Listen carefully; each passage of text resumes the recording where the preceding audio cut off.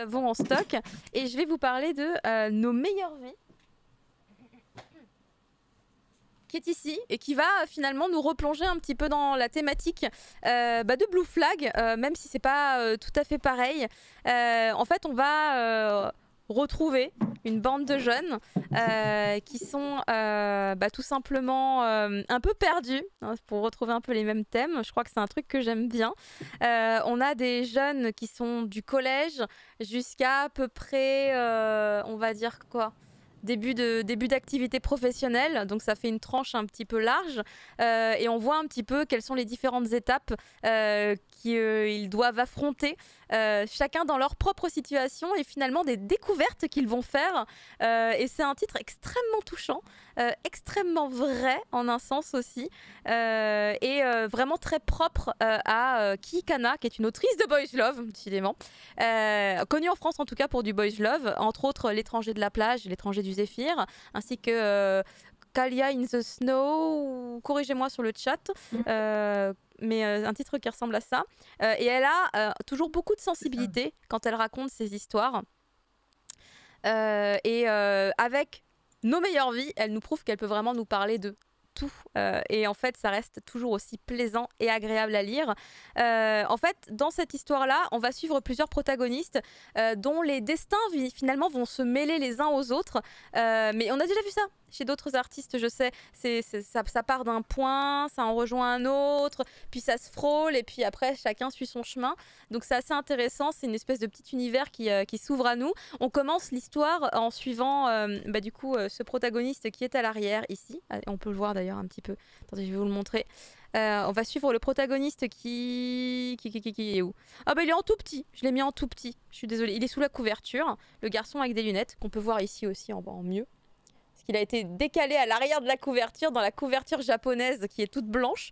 Bah en fait, lui, il est ici. Il est placé là. Mais là, je sais pas, Casterman, ils ont fait non. On va pas le mettre à l'avant. Il ne mérite pas. Ce garçon, c'est le garçon qui me fait le plus de peine dans cette histoire. Parce que il travaille dans une boîte d'animation où ils font des animations pour des animés qui sont diffusés à la télé. Et lui, il travaille dans cette boîte depuis un petit moment. C'est trop bizarre. Tu sais, c'est le mec très nonchalant, mais qui râle, qui est là, mais qui a pas envie, qui a envie de fuir.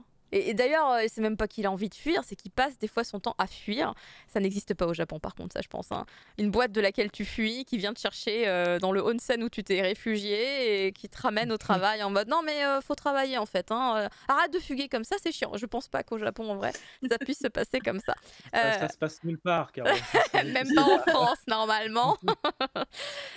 Et pour le coup, c'est un titre où on va voir que donc cet adulte, parce que maintenant il est adulte, il travaille, finalement c'est pas parce que c'est un adulte qu'il arrive à prendre ses responsabilités, qu'il arrive à assumer sa vie, et il a ce besoin, cette nécessité de se dire qu'à tout moment il peut arrêter, qu'il n'est pas embarqué dans une espèce de boucle infernale, et lui, pour lui, ça lui pèse énormément. Il est vraiment, il est dans l'obscurité, tu vois, il est pas dans la lumière, le gars.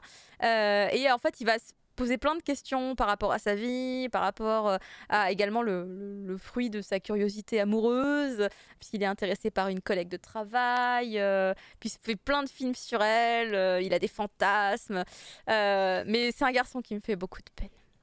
Là, je vous le dis, il me fait de la peine, en même temps, c'est vrai qu'il est un peu chiant.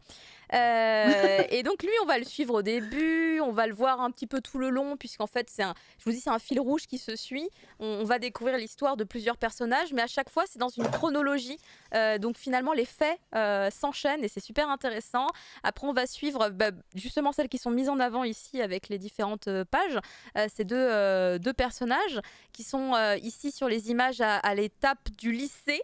Mais on les retrouve dans l'histoire en étant déjà des adultes, mais une fois de plus, deux adultes pas forcément qui savent déjà ce qu'elles veulent faire ou pas, mais des adultes qui sont encore en train de se questionner et qui cherchent un sens à leur vie. Il y a entre autres, du coup, alors comment elle s'appelle? C'est celle qui a les cheveux attachés. qui ne joue pas de guitare.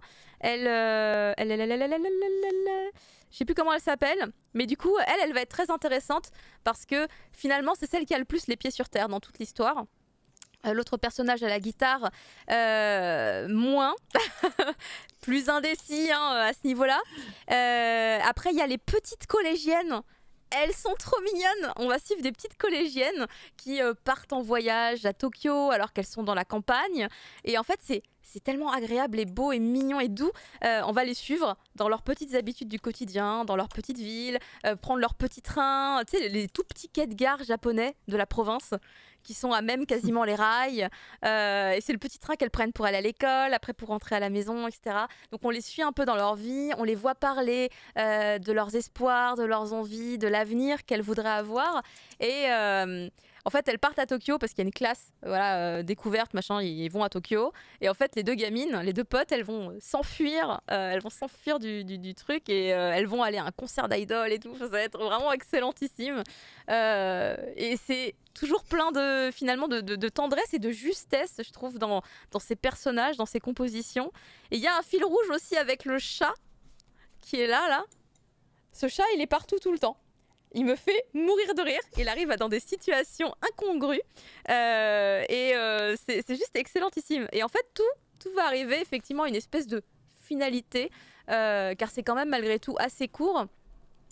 Et les dessins sont très beaux. Là, j'avoue qu'en fait, comme on voit que deux persos, vous ne pouvez pas détecter à quel point tout est très réussi. Mais bon, c'est la beauté du trait de Kikana. Mais attendez, je vais vous montrer le mec qui fuit. Il est où le mec qui fuit au tout début? Voilà, qu'on le voit un petit peu. Lui, là. Voilà. Ce protagoniste. Qui, du coup, va être avec le chat dès le début. Le chat qui va le suivre dans le onsen, machin et tout. Enfin, c'est très, très rigolo. Après, il y a le collègue de travail qu'on va suivre un petit peu aussi, qui me fait beaucoup marrer, le collègue de travail du premier protagoniste. Parce qu'en fait, il le poursuit, littéralement. Il le poursuit en mode « Allez, reviens au travail. Allez, machin, on va faire les plans, machin. J'ai une séquence spéciale dans l'animé de la semaine prochaine. » Nanana. Et on va suivre tout ce petit monde sur plusieurs chapitres. On va les voir grandir à travers différents petits événements. Et puis à la fin, évidemment, c'est pas une finalité de l'histoire exactement, mais on est plus sur une espèce de porte ouverte pour nous montrer que y a toujours moyen d'évoluer, d'aller vers quelque chose, et qu'en fait, il faut prendre des décisions, il faut faire des choix et réussir à avoir le courage de faire ses choix, puisqu'il y a aussi une question de courage, d'oser aller vers des choses auxquelles on ne pensait pas forcément, et que ce soit quand on est jeune, qu'on est collégien, début du lycée, ou quand on est déjà dans finalement une activité professionnelle et qu'on a presque 30 ans. Donc, il y a une espèce quand même de grosses tranches d'âge qui est très large, mais c'est hyper agréable à lire, c'est juste génialissime. Voilà, j'ai adoré cette lecture, ça se lit extrêmement rapidement. Nos meilleures vies, Kikana, qui ne parle pas forcément de romance entre garçons et qui va aborder d'ailleurs un peu le thème de la romance d'une manière un petit peu globale dans son one-shot, mais pareil, la romance avec un grand R, la romance. C'est quoi l'amour? C'est quoi être amoureux de quelqu'un? Beaucoup de questionnements par rapport à ça, puisqu'il y a différentes façons d'aimer et il y a différentes formes d'amour également. Et parfois, on peut être dans la confusion et finalement aussi, faut-il absolument avoir besoin de définir tout ça? Voilà, donc vraiment beaucoup de questionnements qui sont très intéressants et qui te prennent pas trop la tête. Car on n'est pas là pour te tordre les méninges, on est juste là pour aborder un petit peu ces sujets de manière assez légère et se dire oui, effectivement, c'est vrai, on peut se poser la question, mais on n'est pas là pour te faire culpabiliser ou te forcer à vraiment avoir une réflexion. C'est très doux et c'est très agréable à lire. Une lecture plaisir, totalement. Et c'est traduit, puisqu'on parlait de traduction tout à l'heure, par Alexandre Fournier, qui est donc un nouveau traducteur, on va dire, sur la scène des traductions de manga. Et ça, c'est son tout premier manga traduit. C'est... comment dire, il devait sortir l'année dernière, donc c'était son premier manga traduit l'année dernière. Enfin, c'est son premier manga traduit ever. Mais du coup, entre-temps, il y a d'autres mangas qui sont sortis traduits par lui. En l'occurrence... je crois Everyday is a Good Day de chez Akata. Ouais, c'est lui aussi, mais il l'a fait après. celui-là. Il y a eu décalage. Et l'adaptation, je la trouve très réussie. Il se débrouille hyper bien. Il a très bien fait le job. Et ça me fait super plaisir. Je suis très contente. Vraiment, ça me fait plaisir de pouvoir constater une telle beauté, une telle précision, une telle justesse. C'est cool d'avoir un travail de qualité pour une œuvre qui est tout aussi qualitative. Je suis très heureuse. Beaucoup trop de bonheur dans cette émission aujourd'hui. Délicatesse dans tous ces mangas d'I.L. Kama, totalement. Voilà, Kikana, c'est beaucoup de délicatesse et ça se ressent fortement ici aussi. N'hésitez pas si c'est le genre d'histoire qui pourrait vous intéresser, surtout qu'ici on est face à un one-shot. Donc voilà. Et souvent d'ailleurs ces histoires sont assez courtes de toute façon, pour l'instant. Est-ce que je vous ai motivé à le lire? Oui. Je voulais déjà le lire, mais... Les dessins, rien que pour les dessins, déjà, c'est oui. C'était oui déjà.